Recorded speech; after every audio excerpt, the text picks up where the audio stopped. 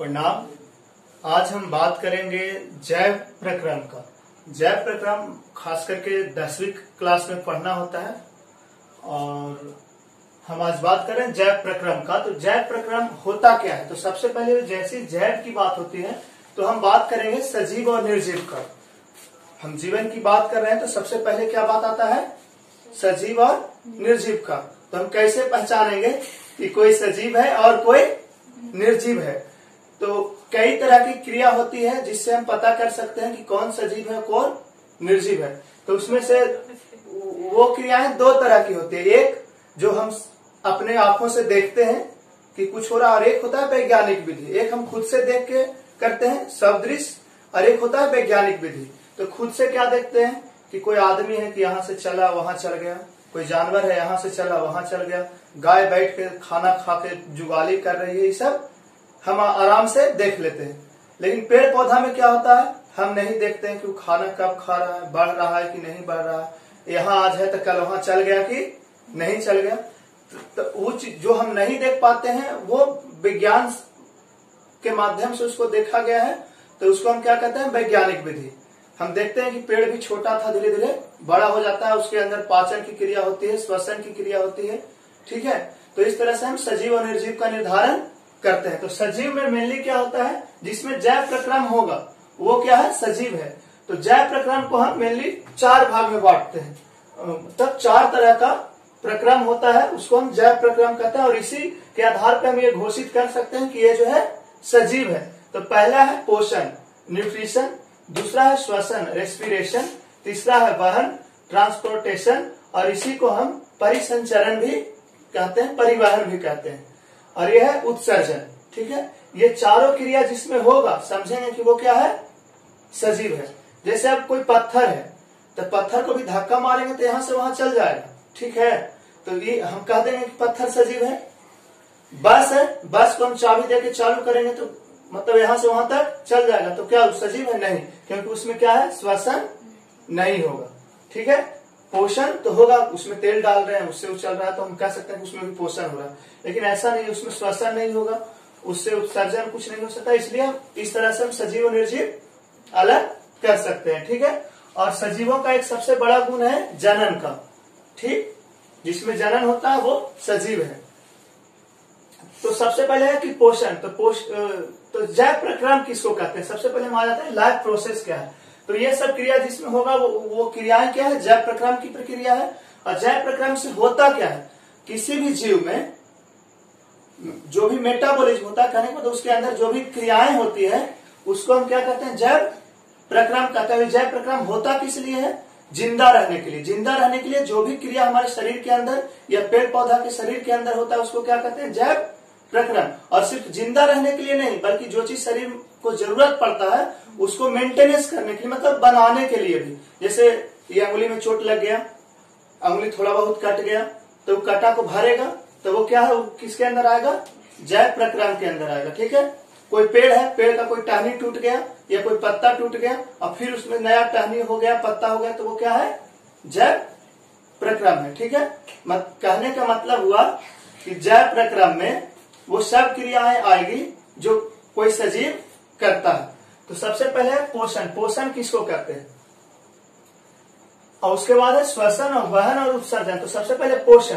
तो पोषण है कि कोई भी जीव, चाहे वो पेड़ पौधा हो या प्राणी हो, वो क्या करता है? जिंदा रहने के लिए बाहर से कुछ न कुछ ग्रहण करता है और उससे वो क्या करता है? अकार्बनिक पदार्थ को ग्रहण करके कार्बनिक पदार्थ में बदलता है और वो जैव प्रक्रम का हिस्सा उसको बनाता है, जिससे कि हमको मेरा लाइफ प्रोसेस कंटिन्यू होता है, हम जिंदा रहते हैं या जिस चीज का शरीर को जरूरत पड़ता है उसको पूरा करता है। तो उसको हम क्या कहते हैं? पोषण। और जब पोषण होता है तो उस समय हमको क्या पड़ता है? कुछ गैस की जरूरत पड़ती है वायुमंडल से। ठीक है, तो उसको हम क्या कहते हैं? श्वसन। जब से, और ये क्रियाएं किसमें होती है? सबके सब सेल में होता है, मतलब कोशिका के अंदर होता है। तो जब कोशिका में पोषण होता है तो उसी समय हमको क्या जरूरत पड़ती है? आग लगाने का। कोई भी कोशिका में जब पोषण होते रहता है तो हमको जलाने की जरूरत पड़ती है, तो उसके लिए हमको हवा का जरूरत पड़ता है। तो वो हम किससे लेते हैं? श्वसन के माध्यम से लेते हैं। तो उस प्रक्रिया को हम क्या कहते हैं? श्वसन। ठीक है, फिर आता है वहन। जैसी ये पोषण और श्वसन की प्रक्रिया पूरी हो जाती है तो क्या होता है, हमारे शरीर में जो भी चीज बनता है, ठीक है, उसको पूरे शरीर में पहुंचाना होता है। जैसे खाना पचा पेट में, और वहां से जो चीज बना, हमको प्रोटीन, कार्बोहाइड्रेट, जिस चीज का जरूरत हो, तो सब कोशिका को जरूरत है। तो उस सब कोशिका तक पहुंचाने के लिए कोई तो कोई चाहिए ना, कि वो सब तक पहुंचाए। तो उस प्रक्रिया को क्या कहते हैं, वहन। ठीक है, इसी को हम कहते हैं परिसंचरण। और उसके बाद जब पूरा प्रक्रिया हो जाता है तो कोई चीज ना, बेकार चीज, हम कुछ ऐसा चीज खा लेते हैं जिसको हमको पचा के उसका कोई मतलब, हमारे शरीर को कोई यूज उसका नहीं है, तो उसको हम किसी न किसी माध्यम से बाहर निकाल देते हैं। उसको हम क्या बोलते हैं, उत्सर्जन। तो पोषण जो है दो तरह का होता है, एक होता है स्वपोषण और एक होता है परपोषण।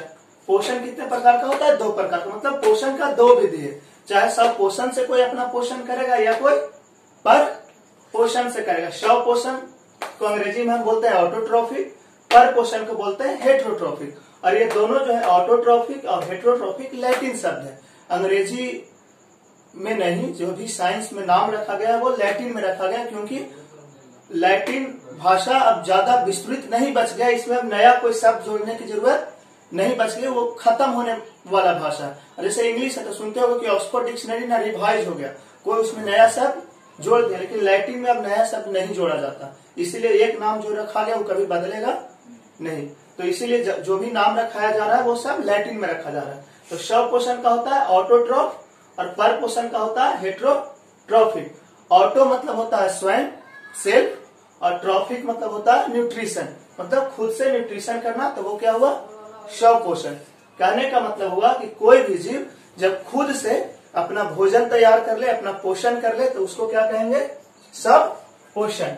पर पोषण का मतलब होता है, अंग्रेजी में बोलते हैं इसको हेट्रोट्रॉफिक। हेट्रो मतलब होता है भिन्न, दूसरे से, ठीक है, दूसरे पर आधारित। तो जब कोई जंतु या पेड़ पौधा, मतलब दोनों चीज, कोई भी जीव जब दूसरे पर आधारित होता है अपने भोजन के लिए, अपने पोषण के लिए, तो उसको क्या कहते हैं, पर पोषण। ठीक है, स्वपोषण मुख्यतः पेड़ में होता है, क्योंकि उसमें ही क्लोरोफिल पाया जाता है, वो ही ये प्रकाश संश्लेषण की प्रक्रिया कर सकता है।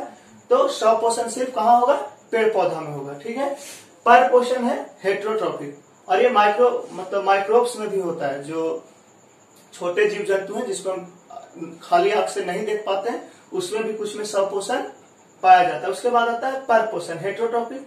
हेट्रोट्रॉफिक का मतलब ही होता है, हेट्रो मतलब दूसरे पे, ट्रॉफिक मतलब पोषण, दूसरे से पोषण इसका होता है। तो पर पोषण में क्या होता है, हम पेड़ पौधे पे आश्रित होते हैं। ठीक है, वैसा जीव जो अपने पोषण के लिए दूसरे पे आधारित होता है, उसको हम क्या कहते हैं, पर पोषण। अब है कि पर पोषण को हम तीन भाग में बांटते हैं। पर पोषण तीन प्रकार से होता है, या तो वो मृतजीवी पोषण होगा, या वो परजीवी पोषण होगा, या वो होगा प्राणी संपोषी पोषण। मृतजीवी पोषण को हम कहते हैं सैप्रोफाइटिक न्यूट्रिशन, परजीवी पोषण को कहते हैं पैरासिटिक न्यूट्रिशन, और प्राणी संपोषी पोषण को कहते हैं होलोजोइक न्यूट्रिशन। ये भी तीनों जो है लैटिन शब्द है।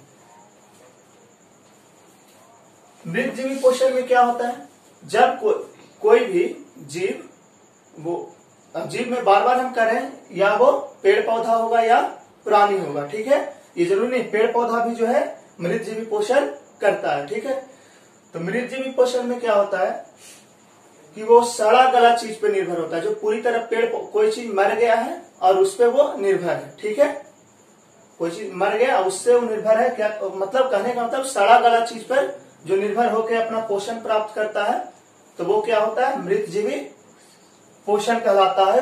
और जो इस तरह से पोषण करता है उसको हम क्या कहते हैं, मृतजीवी।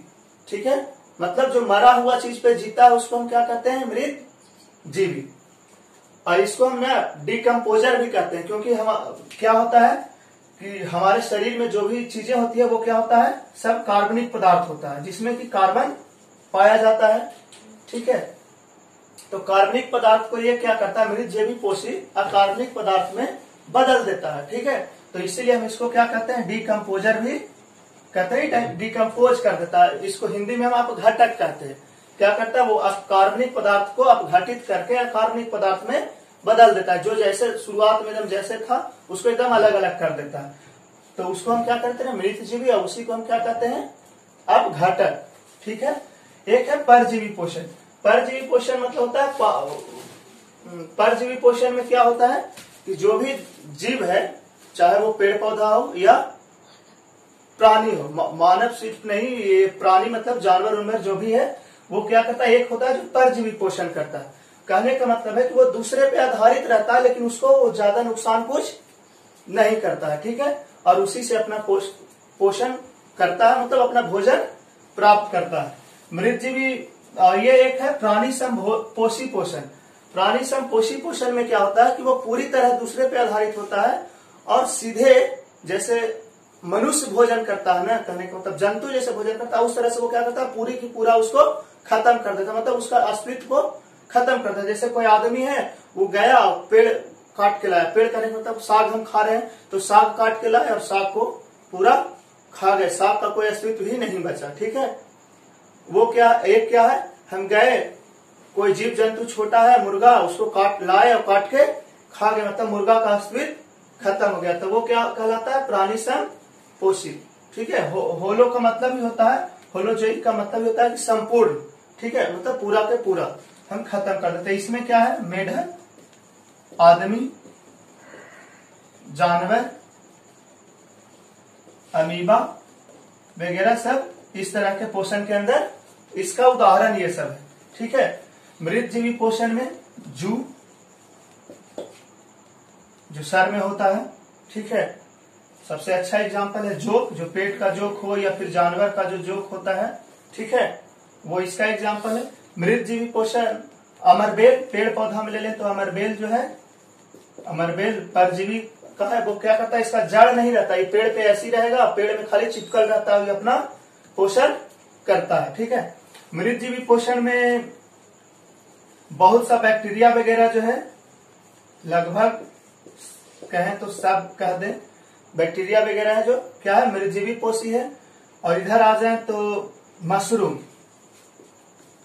मशरूम जिसको गोबर छत्ता भी कहते हैं, ये क्या है मृतजीवी पोषी के अंदर आता है, मतलब मरे हुए चीज पे, सड़ा गला चीज पे ये हो जाता है। ठीक है। और तो ये हो गया मृतजीवी पोषण, जो मरे हुए चीज पे अपना पोषण करता है, भोजन मरे हुए जीव से अपना भोजन प्राप्त करता है, वो क्या है मृतजीवी पोषण, जो दूसरे के साथ अटैच हो जाता है। ठीक है। और उसके बाद वो पोषण प्राप्त करता है, उसको कुछ ज्यादा नुकसान नहीं करता, नुकसान तो करेगा ही। सर में ढीला हो गया जिसको हम जूक कहते हैं, तो खून हमको पिएगा ही, थोड़े तो हमको नुकसान नहीं कर रहा, लेकिन वो इतना नुकसान नहीं करता, मतलब पूरा अस्तित्व खत्म नहीं करता है हमारा। और प्राणी समपोषी में क्या है, वो पूरा खत्म कर देता है। तो जो मृतजीवी पोषण करता है उसको हम बोलते हैं मृतजीवी। ठीक है। मृतजीवी पोषी भी कर सकते हैं या मृतजीवी। जो मृतजीवी पोषण करता है इसको हम क्या कहते हैं मृतजीवी। अंग्रेजी में इसको कह सकते हैं स्पैरोफाइट्स। ठीक है।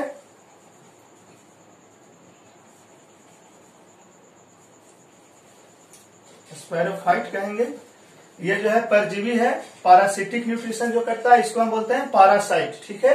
और जो प्राणी समपोषी पोषण करता है इसको हम बोलते हैं प्राणी समभोजी। ठीक है। प्राणी समपोषी नहीं कहते, इसको हम कहते हैं प्राणी समभोजी, मतलब जो प्राणी की तरह भोजन कर लेता है। ठीक है। पूरा का पूरा उसको खत्म कर देता है। अब हम आगे बात करेंगे, ये जो पोषण का 3 प्रकार है, मतलब पर पोषण में मृतजीवी, परजीवी, प्राणी समपोषी, लेकिन उससे पहले है स्वपोषण, खुद से पोषण करना। तो खुद से पोषण वही कर सकता है जिसमें क्या होता है क्लोरोफिल होगा, मतलब जो प्रकाश संश्लेषण करता है। तो हम पूरी स्वपोषण को पूरी तरह पढ़ेंगे क्या प्रकाश संश्लेषण में। और प्रकाश संश्लेषण जब भी होगा तो मुख्यतः पेड़ पौधा में होता है। तो कहने का मतलब ये इसको जिस वीडियो में हम कवर करेंगे वो क्या होगा पौधों में पोषण।